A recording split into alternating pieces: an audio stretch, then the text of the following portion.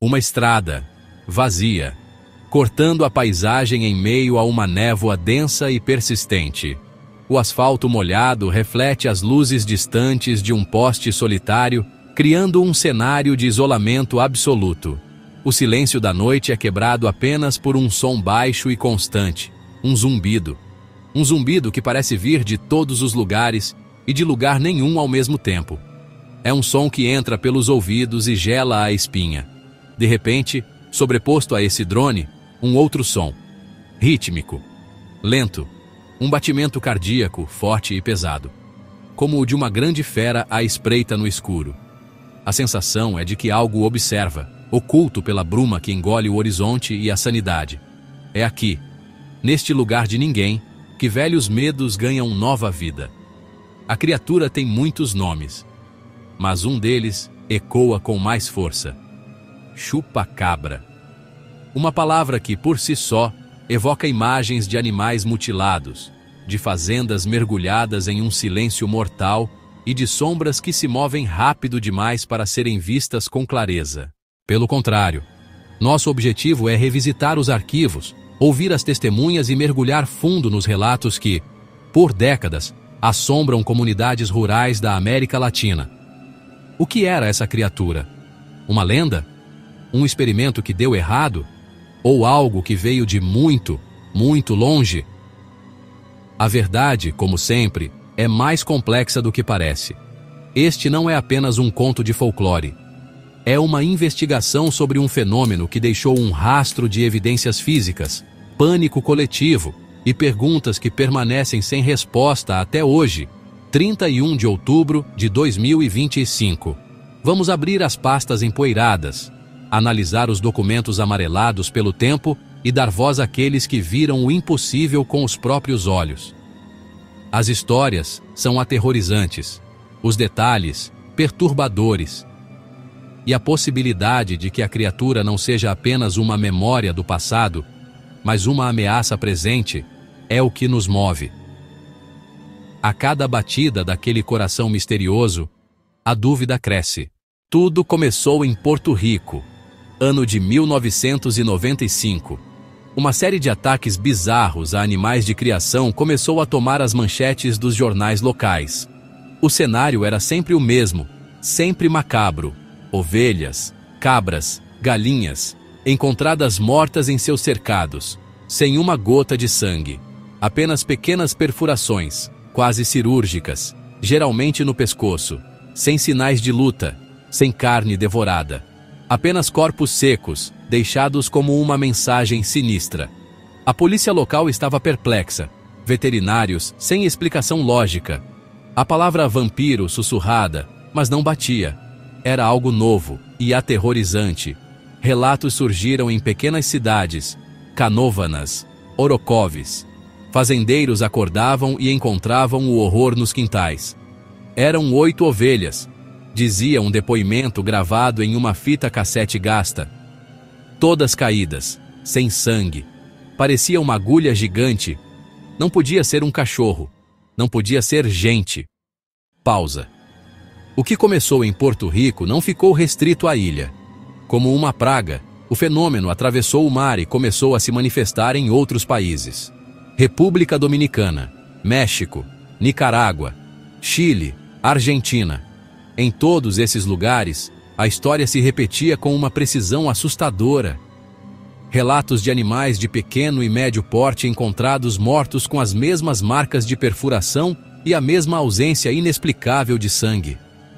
O modus operandi era idêntico. O pânico também. A lenda do chupacabra deixava de ser um problema local porto-riquenho para se tornar um enigma continental. Uma sombra que pairava sobre as zonas rurais de toda a América Latina. No México, os ataques ganharam contornos ainda mais dramáticos. Sinaloa, Jalisco. Fazendeiros relatavam perda de rebanhos e também avistamentos da criatura. Um ser bípede, grandes olhos vermelhos, espinhos nas costas. Ele pulou a cerca de 2 metros como se não fosse nada, afirmou um trabalhador rural em uma entrevista a uma rádio local em 1996. Correu para o mato mais rápido que qualquer animal que eu já vi. o barulho que fazia, não era deste mundo. A expansão do fenômeno alimentou a máquina de especulações. Enquanto as teorias se multiplicavam, o medo se tornava uma constante. Pausa. Para entender a dimensão do fenômeno chupa-cabra, é preciso ouvir as pessoas. É preciso dar voz àqueles que estiveram na linha de frente desse mistério.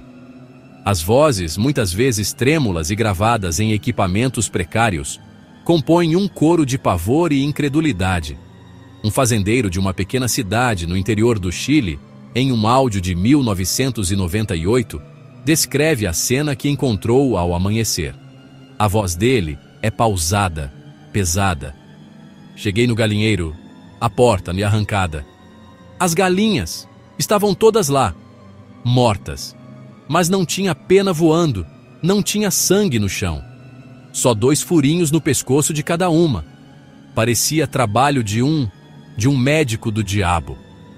O silêncio que se segue na gravação é mais eloquente que qualquer palavra.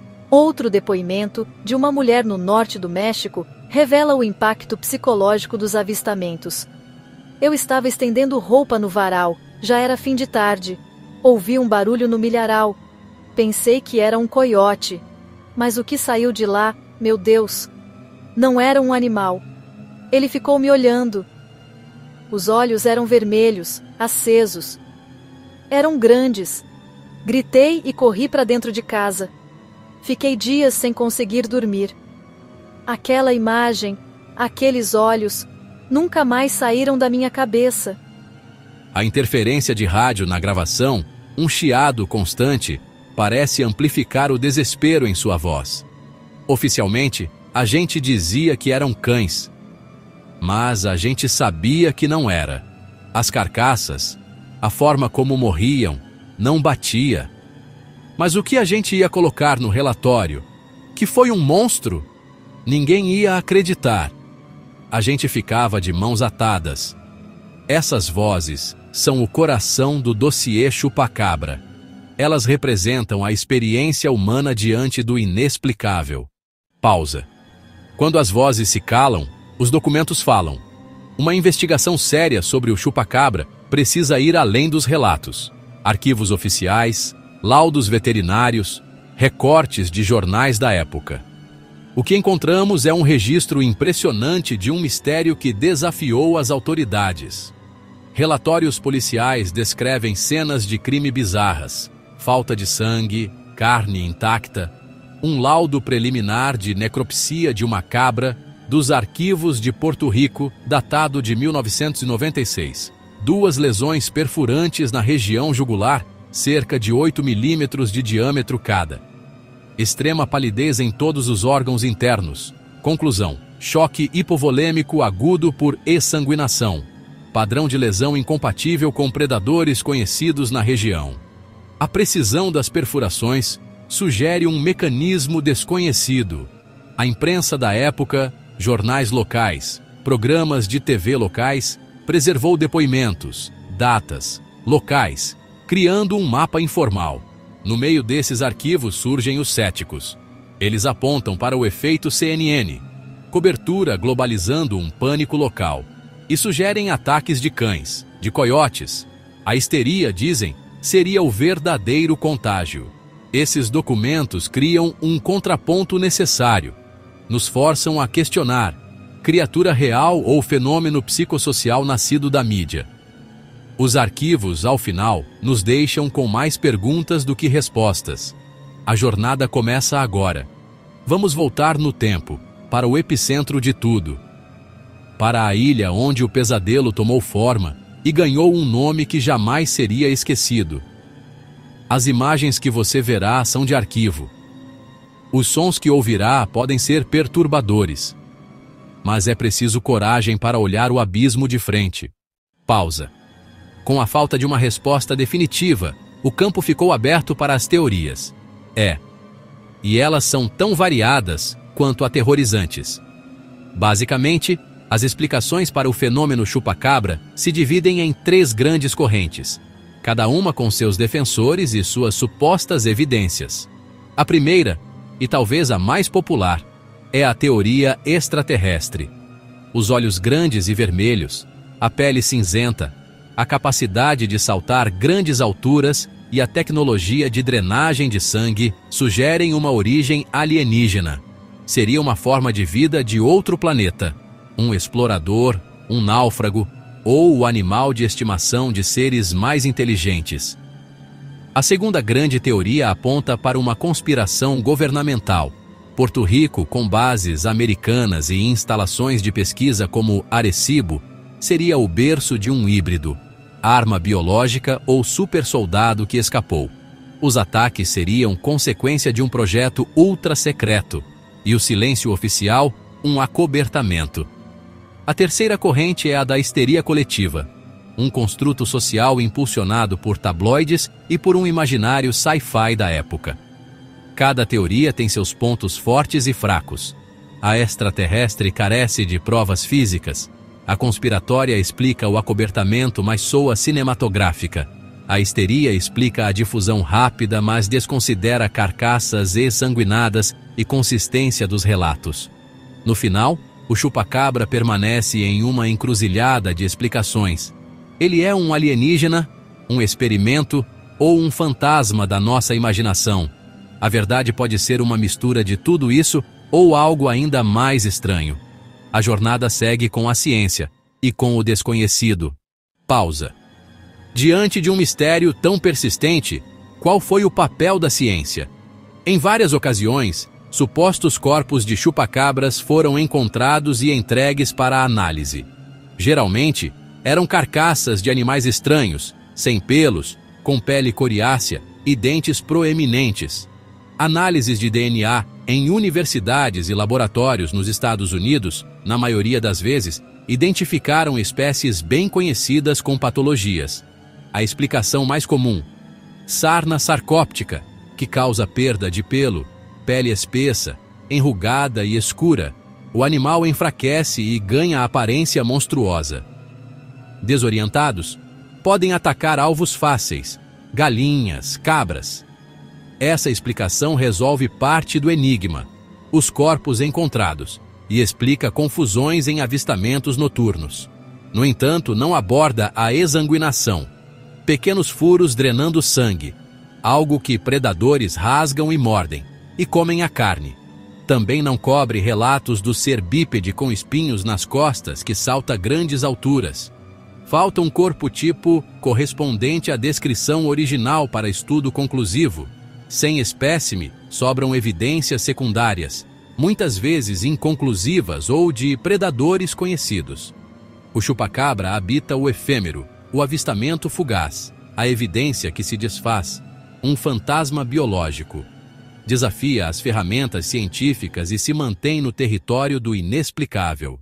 Por muitos anos, o chupacabra parecia ter desaparecido, tornando-se uma memória dos anos 90, uma lenda urbana relegada a documentários antigos, fóruns na internet.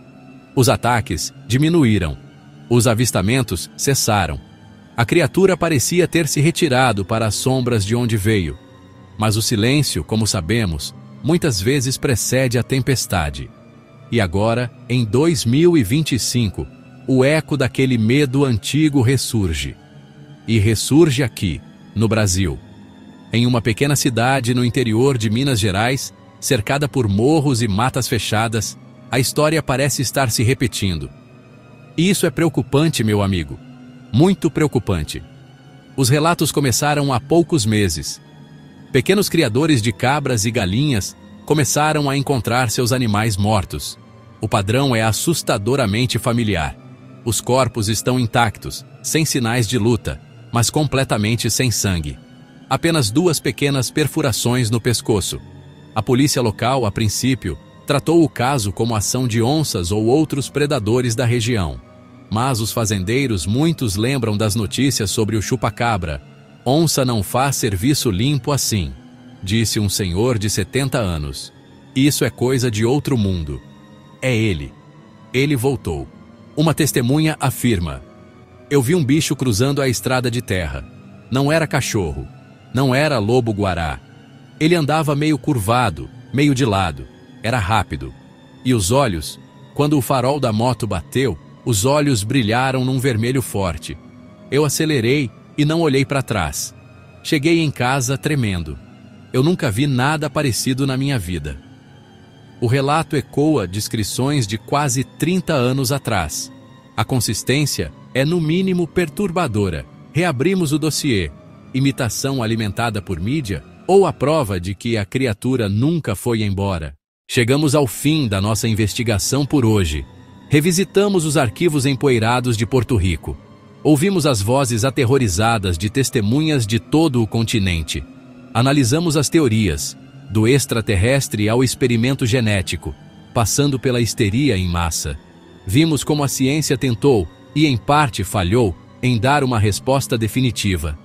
E trouxemos o mistério para o presente, para o coração do Brasil, onde ecos do passado ressoam de forma sinistra. O dossiê está aberto sobre a mesa.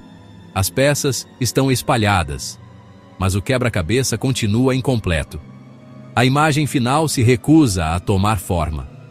A verdade sobre o chupacabra permanece elusiva, como a própria criatura. Ela se move nas sombras, na fronteira entre o fato e o folclore, entre a ciência e a superstição. Talvez o fenômeno original tenha sido real, e depois seu nome batizou outros medos em outros lugares. Talvez o chupacabra seja, ao mesmo tempo, uma criatura de carne e osso e um fantasma cultural que se alimenta do nosso pânico. Não temos uma resposta final para você, e talvez seja melhor assim, porque a ausência de uma resposta mantém a vigilância. A dúvida nos mantém alertas. Este dossiê não se fecha aqui. Ele permanece aberto, assim como a possibilidade de que, em algum lugar, em uma noite escura e silenciosa, a criatura ainda esteja caçando.